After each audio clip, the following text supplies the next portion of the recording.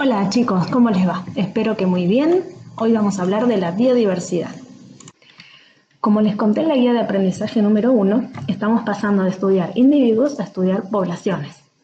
Recordemos que definimos una población como un conjunto de individuos de una misma especie que habitan en un momento y en un espacio determinados. Por eso, antes de meternos en el terreno de las poblaciones propiamente dicho, me interesa que observemos primero la gran variedad de especies vivientes que existen en el planeta. A mi manera de ver, una de las formas más apasionantes de considerar la biodiversidad es el punto de vista evolutivo. Sí, ya sé que a muchos de ustedes no les gusta mucho el tema de la evolución, pero yo espero que después de aprender estos conceptos que les voy a dar ahora, les desagrade un poquito menos, o incluso lleguen a ver toda la maravilla que encierra. El estudio de la biodiversidad aporta una de las pruebas de que la evolución es un hecho científico y no una mera especulación. Nos referimos acá a la anatomía comparada, que estudia, por ejemplo, las estructuras homólogas entre diferentes animales. La embriología comparada también aporta pruebas. Cuando se observan juntos los embriones de animales de diferentes grupos, se puede ver que las primeras etapas se parecen mucho en todos ellos, como estamos viendo acá en esta imagen. Después se diferencian en estadios más avanzados de la gestación, pero al principio todos los animales somos iguales. De una misma forma embrionaria inicial surgen seres tan distintos como un pez y un ser humano. Esto se considera una evidencia de que todas las especies son el resultado de una diferenciación a lo largo del tiempo de lo que alguna vez fue un solo ser vivo primitivo. A este ser vivo se lo conoce como el ancestro común, o LUCA por sus siglas en inglés. Además, como si esto fuera poco, se ha visto que el embrión de cada especie pasa por todas las etapas evolutivas por las que ha pasado su especie desde que se separó de ese ancestro común. Es decir, que durante el desarrollo del embrión aparecen características que tuvieron sus antepasados, aunque luego desaparezcan y no estén presentes en el individuo ya formado. Para hablar de este fenómeno se suele decir que la ontogenia reproduce o recapitula la filogenia.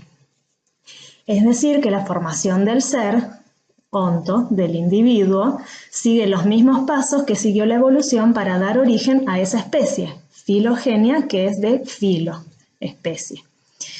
Teniendo esto en cuenta, resulta muy interesante estudiar la evolución de las especies para saber cómo es que fueron apareciendo todas las distintas formas de animales que hoy encontramos, y hacerlo a la par o en paralelo con el desarrollo de un embrión.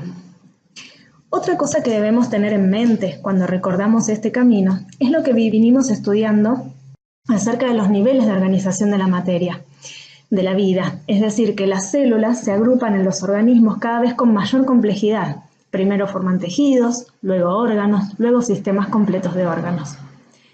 Lo que nosotros sabemos del desarrollo embrionario, que es muy complejo y no es nuestra intención ahora verlo en detalle, es que comienza con la fecundación y la formación de un cigoto, que es una sola célula con toda su información genética completa. En este esquema se ve también el cigoto y las etapas posteriores que vamos a contar ahora. Este primer estadio embrionario, el cigoto, se corresponde en el mundo animal con los protozoos. Este es el menor nivel de organización que puede tener un ser vivo, es el de una sola célula. Acá tengo que hacer un paréntesis. Los protozoos son los seres más simples que existen dentro del linaje que dio origen a los animales, pero en realidad los verdaderos primeros seres vivos fueron bacterias, como vimos el año pasado. Las bacterias también son unicelulares y son aún más simples que los protozoos.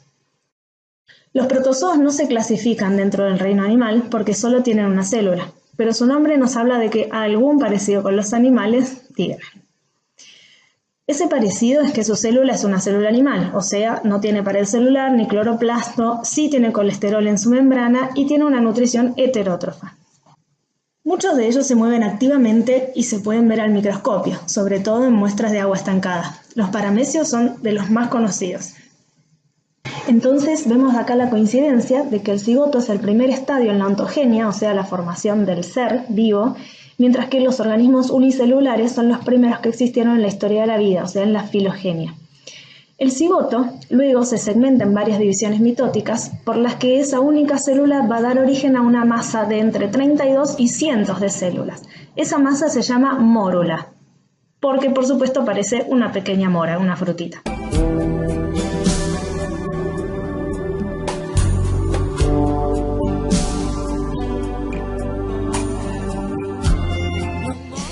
siguiente que ocurre es que las células de la mórula migran, o sea, viajan o se corren hacia la periferia, hacia afuera, dejando el centro libre. Y entonces se forma una esfera hueca que se llama blástula.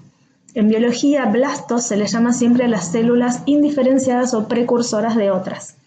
Los animales que se parecen a una mórula o a una blástula son las esponjas. Se trata de animales que son apenas un conjunto de células más o menos organizadas con una división del trabajo muy simple. Por eso no se considera que formen verdaderos tejidos. De hecho, dentro del reino animal, las esponjas forman un subreino llamado parazoos. Parazoos viene a significar algo así como al lado de los animales. Esto nos da una idea de que no llegan a ser verdaderos animales como todos los demás que sí tienen tejidos especializados.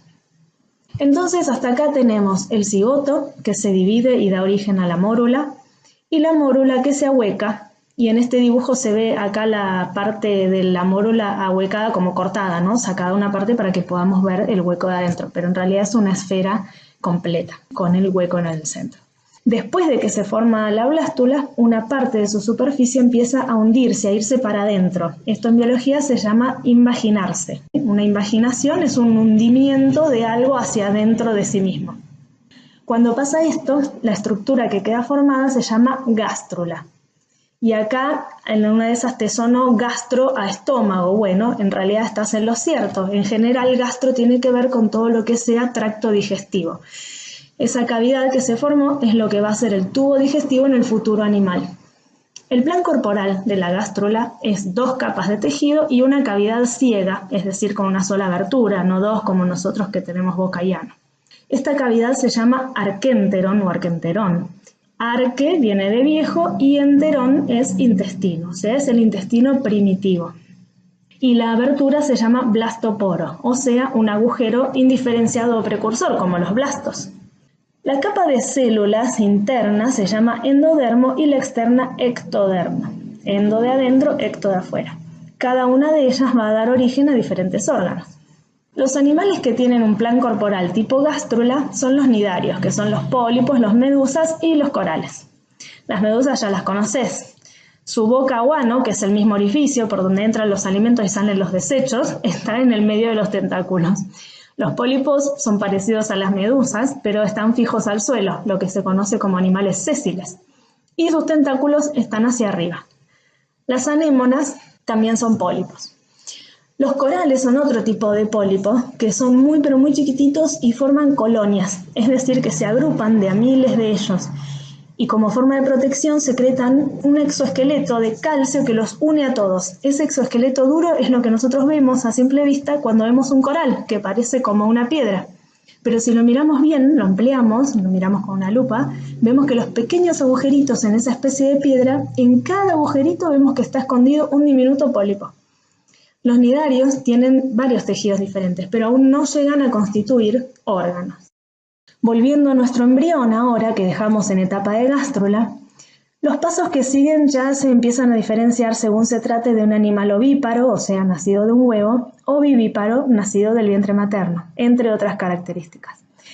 Pero básicamente son los siguientes estos pasos. Primero, la gástrula adquiere una tercera capa de células que se posiciona entre la capa interna y la externa. Esta capa media se llama mesodermo y va a dar origen a distintos órganos y sistemas. Es lo que acá en la imagen vemos en color rojo. Los animales que tienen ese plan corporal, que es parecido al de la gástrula, pero con una capa interna agregada, son los platelmintos, o sea, los gusanos planos. Algunos platelmintos que ustedes pueden conocer son las planarias, que son chiquititas, de agua, y en una de esas las han visto alguna vez, y las tenias, que son en general parásitas, como la lombriz solitaria o la tenia saginata. Estos animales tienen órganos, por ejemplo, ganglios y cordones nerviosos, tubo digestivo y gónadas, pero estos órganos todavía no llegan a formar sistemas. Más tarde, en la gástrula de 3 capas, que se llama gástrula triblástica, aparece una cavidad en medio del mesodermo llamada celoma. Los primeros animales que tuvieron celoma son los moluscos, que incluyen muchos animales que conocemos bastante bien, como estos que ven acá. La aparición del celoma permitió una mayor complejidad en la organización de los órganos, de modo que se formaron sistemas de órganos. Y así llegaron los animales al máximo nivel de complejidad posible en lo que refiere al nivel de organización de sus cuerpos. Más adelante aparecieron planes corporales ligeramente distintos que les dieron a sus portadores diversas ventajas, pero eso es tema de otra clase.